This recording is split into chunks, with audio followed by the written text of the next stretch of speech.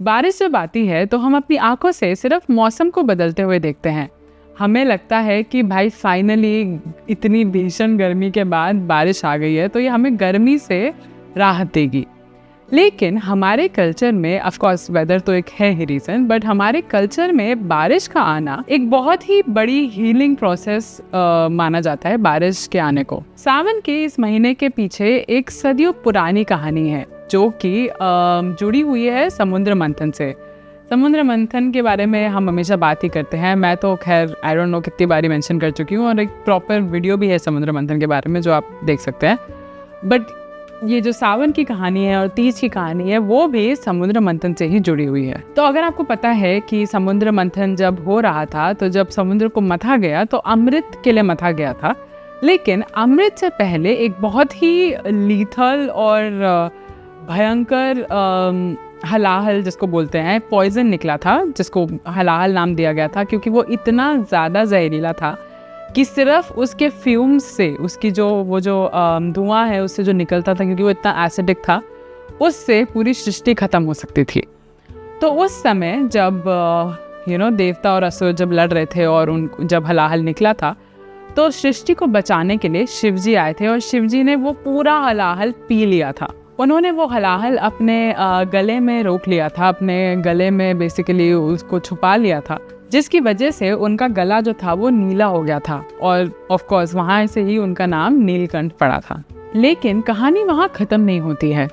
जब शिवजी ने वो हलाहल पिया तो वो जो हलाहल की आग थी वो इतनी तेज थी कि शिवजी का शरीर अंदर से झुलस रहा था। तो शिवजी की इस जलन को, उनके इस भयंकर ताप को शांत करने के लिए सारे देवताओं ने उन पर गंगा जल अर्पित करना शुरू किया था ताकि उनके शरीर को ठंडक मिले। सावन का एक्चुअली जो पूरा महीना है वो इसी त्याग को सेलिब्रेट करने का एक तरीका है। आज भी जो हम सावन में देखते हैं कि लोग सैकड़ों किलोमीटर दूर चलकर गंगा जल लाके शिवजी पर चढ़ाते हैं, वो उनके इस इनफाइनाइट बर्निंग हीट को कूल डाउन और शांत करने का एक छोटा सा प्रयास है।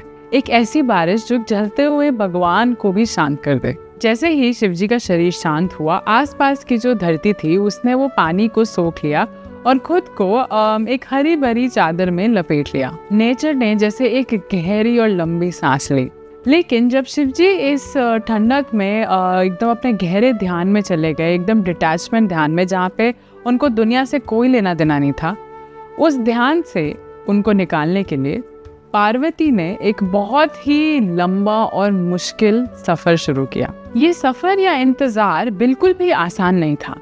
उन्होंने 1 या 2 या 3 भी नहीं, पूरे 108 जन्मों तक ये तपस्या करी है। हिमालयस की जमी हुई और सुनसान गुफाओं में नंगे पत्थरों पर सोते हुए सिर्फ उन्होंने 108 जन्मों तक सिर्फ शिव जी का ध्यान किया। वो शिव जी की कॉस्मिक फायर को अपने मेंटल एंड्योरेंस और साइलेंट स्ट्रेंथ से मैच कर रही थी। उनका ये सदियों पुराना संकल्प श्रावण महीने के शुक्ल पक्ष की तीसरी रात को पूरा हुआ, जब शिवजी ने उनका ये प्रेम जो था, उनका प्यार जो था वो एक्सेप्ट किया और उनका डिवाइन रीयूनियन हुआ।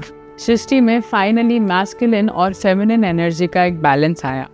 इसी रात को हम हरियाली तीज सेलिब्रेट करते हैं या मनाते हैं। तो तीज पर जब हम अपने आसपास औरतों को हरी साड़ियों में, हरी चूड़ियाँ पहने झूला झूलते हुए देखते हैं, तो ये सिर्फ एक मामूली रस्म नहीं है या कोई एक थीम नहीं है जो सब फॉलो करते हैं। ये एक बहुत ही इम्पॉर्टेंट और गहरा विजुअल सिंबलिज्म है एक लैंग्वेज का। ग्रीन रंग एक सर्वाइवल का रंग है। ये रंग धरती का एक अपना तरीका है सबको ये बताने का, पूरी दुनिया को, कि हमने जो ये झुलसती धूप है उसको झेल लिया है और इससे जिंदा बच चुके हैं और वो अब भी जिंदा है और अभी भी फर्टाइल है।